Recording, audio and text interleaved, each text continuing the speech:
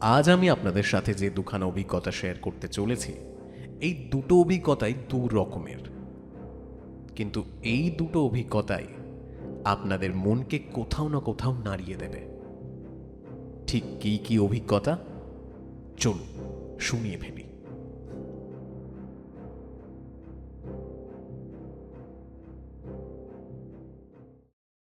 নমস্কার, আমি জো। আশা করি সবাই খুব ভালো আছেন এবং এই যে আজকে এপিসোডটা শুনবেন, প্রথমেই জানিয়ে রাখি এইটা কিন্তু এই বছরের শেষ এপিসোড।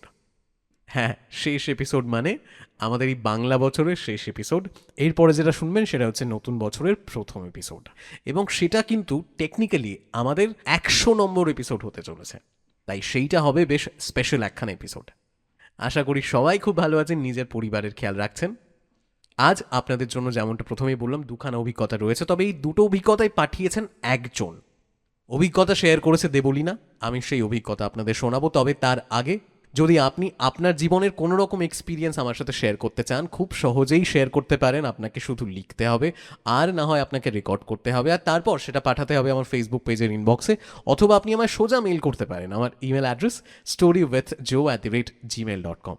আচ্ছা, আমার বাড়ির পাশে কনস্ট্রাকশনের কাজ হচ্ছে, সেই জন্য হয়তো কিছু আওয়াজ আপনি হয়তো পেতে পারেন ব্যাকগ্রাউন্ডে, ক্ষমা করে দেবেন প্লিজ। আর কথা বাড়াচ্ছি না, সোজা আমাদের অভিজ্ঞতায় চলে যাব। তাহলে চলুন প্রথমেই শুনিয়ে ফেলি দেবলীনার প্রথম এক্সপিরিয়েন্স।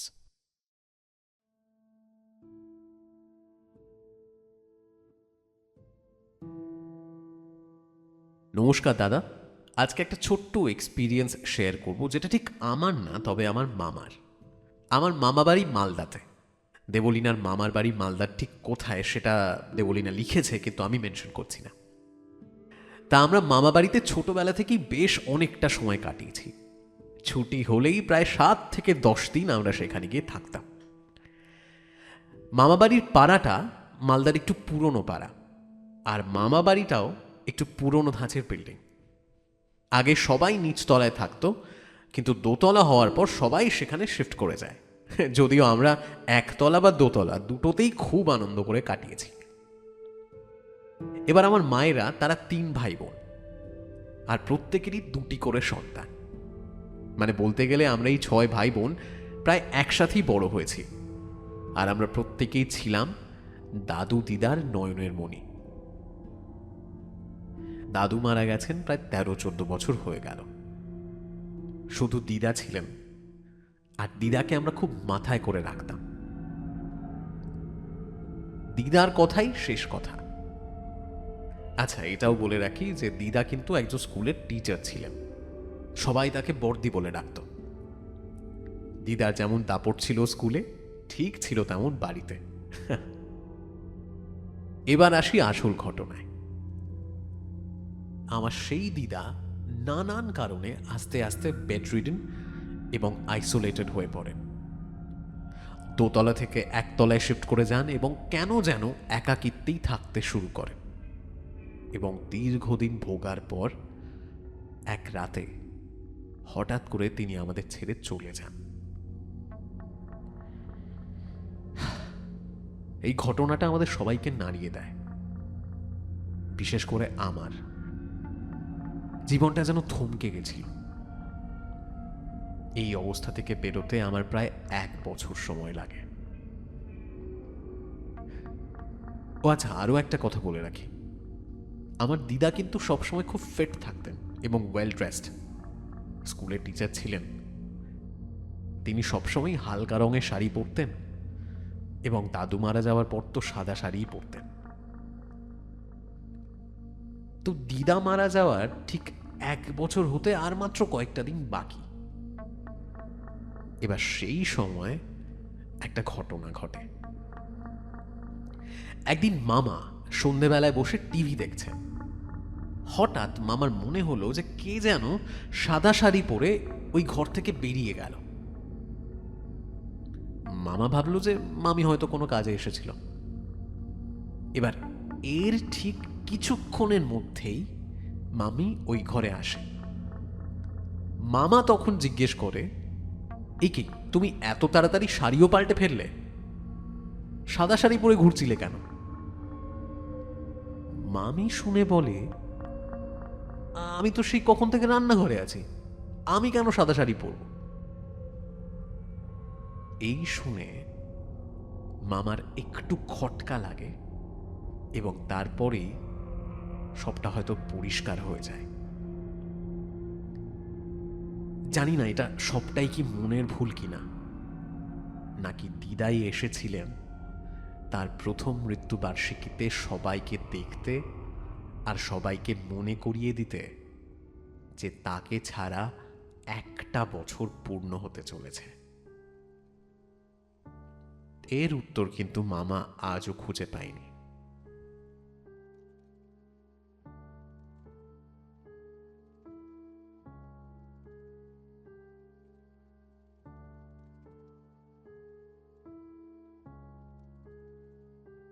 তা এই ছিল দেবলীনার পাঠানো প্রথম এক্সপিরিয়েন্স, এবং এই জিনিসটা তো আমি অনেকবারই অনেক অভিজ্ঞতাতেও শুনেছি এবং এটা বলেওছি আপনাদের যে এমন অনেক ঘটনাই কিন্তু শুনতে পাওয়া যায় মৃত্যুর পরে ওই 1 বছর পর্যন্ত বাড়িতে অনেক ঘটনাই এমন ঘটে যেখানে কোথাও না কোথাও আমরা জানতে পারি যে হয়তো সেই মানুষটা এখনও আমাদের আশেপাশে আছেন, এখনও হয়তো তিনি চলে যাননি।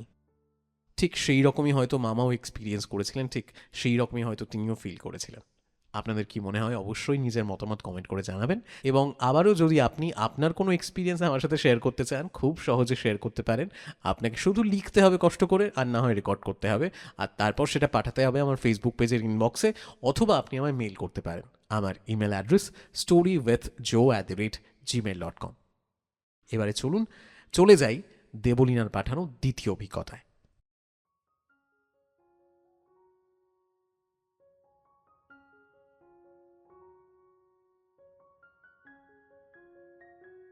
আমি তখন কর্মসূত্রে অন্য স্টেটে ছিলাম। আমার বাড়ি থেকে অনেকটাই দূর। নতুন জব, নতুন মানুষ, নতুন একটা জীবন, সব ভালো লাগছিল।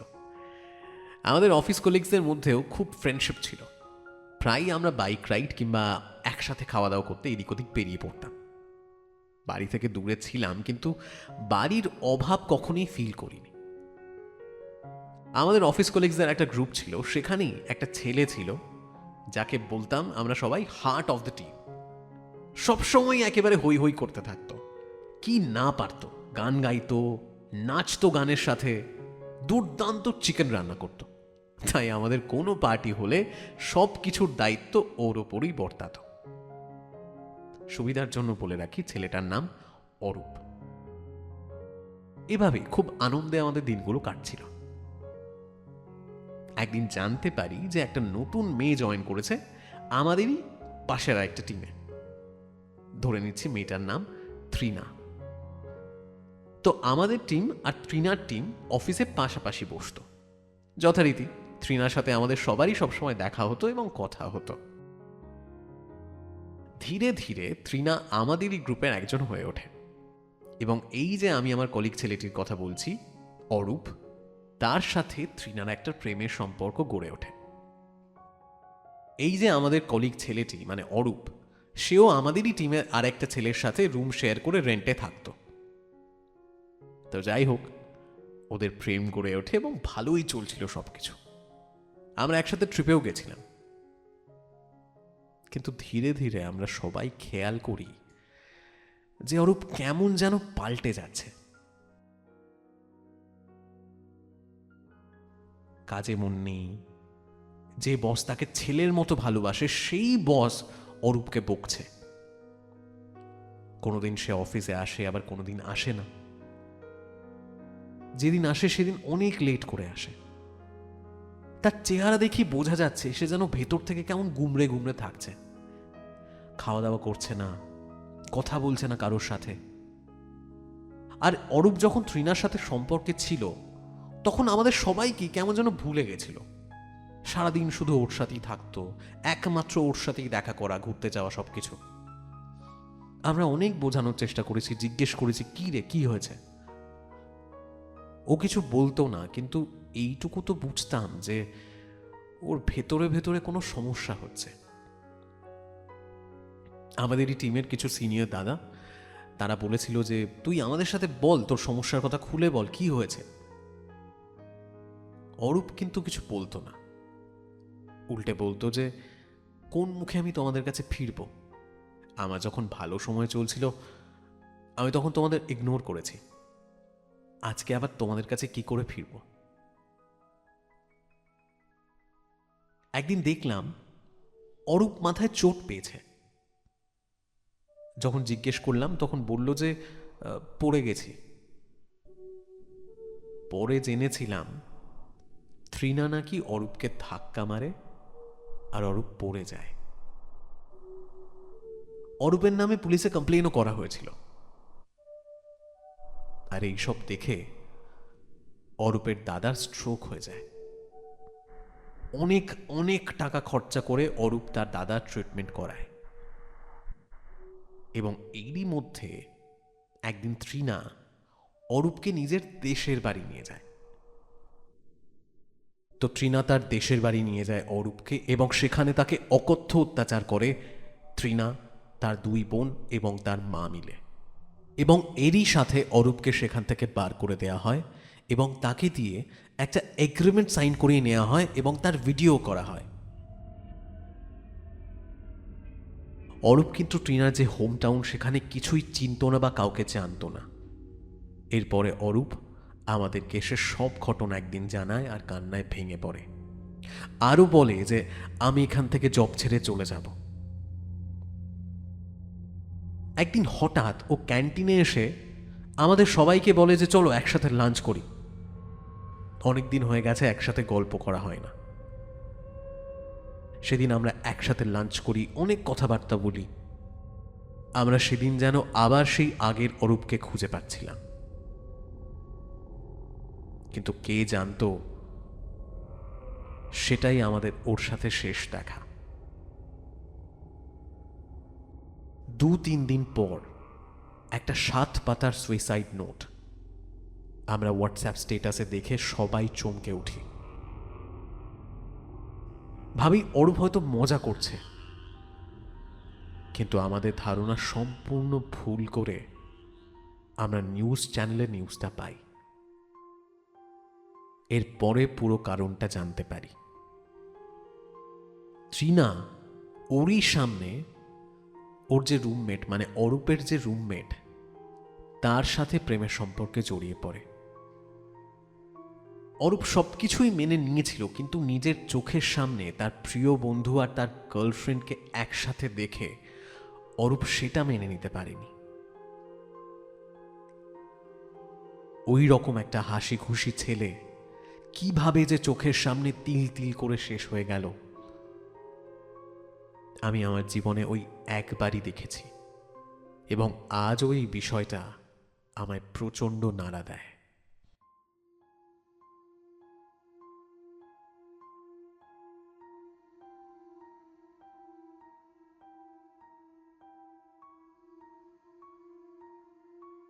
দুটো দু রকমের এক্সপিরিয়েন্স, এবং প্রথমেই যেমনটা বলেছিলাম যে এই দুটো অভিজ্ঞতাই কিন্তু আপনার মনকে কোথাও না কোথাও নাড়া দেবে। আশা করি ঠিক সেটাই হয়েছে। এবং পরের যে অভিজ্ঞতাটা, এর মধ্যে সুপারন্যাচুরাল বা প্যারানর্মাল ভয়ের কোনো ব্যাপার নেই, কিন্তু ভয়ের ব্যাপার রয়েছে। একটা মানুষের মন ভেঙে যাওয়া, কিভাবে জড়িয়েছে, কে ঠিক কে ভুল, অনেক প্রশ্ন থেকে যায়। এবং তার সাথে আমি কখনোই চাই না যে কারোর সাথে এমনটা হোক যেখানে দিনের শেষে কারোর প্রাণ হারায়। আমাদের সবার জীবনে কম বেশি এমন অনেক মানুষ আসে বা যায়, এবং কোথাও না কোথাও আমরা সবার সাথেই কিন্তু জড়িয়ে পড়ি। কিভাবে জড়িয়ে পড়ি? মেন্টালি, ইমোশনালি আমরা ডিপেন্ডেন্ট, এবং সবার প্রতি আমাদের একটা এক্সপেকটেশন থাকে। কিন্তু দিনের শেষে যখন সেই এক্সপেকটেশন পূরণ হয় না, তখন আমাদের মন ভেঙে যায়। বেদা একটা সম্পর্কে আপনি খুশি অর দুঃখিত, আপনার সেই মানুষটার সাথে সম্পর্ক যেমনই থাকুক, আপনাকে নিজেকে এটা মনে করাতে হবে যে দিনের শেষে আপনার নিজেকে ভালো রাখার দায়িত্ব কিন্তু আপনার নিজের। কারণ আপনি যদি ভালো না থাকেন, আপনি কিন্তু অন্য কাউকে ভালো রাখতে পারবেন না। সো প্লিজ একটুখানি নিজের খেয়াল রাখুন, নিজের মেন্টাল হেলথের খেয়াল রাখুন। যদি পরিবারের কারোর এমন কোনো সিচুয়েশন থাকে, তার পাশে থাকুন, তাকে সাহায্য করার চেষ্টা করুন। আশা করি আজকের এই দুটো এক্সপিরিয়েন্সই আপনাদের ভালো লেগেছে। নিজেদের মতামত, ফিডব্যাক যেভাবে শেয়ার করেন, আশা করি এই ক্ষেত্রেও সেরকম পাবো। Thank you so much. আপনাদের অভিজ্ঞতা না পেলে তো আমরা কোনোভাবেই এগোতে পারতাম না। আবারও যদি আপনি আপনার কোনো এক্সপিরিয়েন্স আমার সাথে শেয়ার করবেন ভাবছেন, খুব সহজে শেয়ার করতে পারেন। আপনাকে লিখতে হবে অথবা রেকর্ড করতে হবে, এবং তারপর সেটা পাঠাতে হবে আমার ফেসবুক পেজের ইনবক্সে। আর না হয় আপনি আমায় সোজা মেল করতে পারেন। আমার ইমেল অ্যাড্রেস storywithjoe@gmail.com। এই বাংলা বছরের শেষ এপিসোড এটাই ছিল। আপনাদের জন্য নতুন বছরের নতুন এপিসোড আসবে, তবে সেটা আসবে 100 নম্বর এপিসোড, এবং অবশ্যই সেই এপিসোডটা হবে বড্ড স্পেশাল। সবাই খুব ভালো থাকুন, দেখা হচ্ছে আপনাদের সবার সাথে পরের এপিসোডে।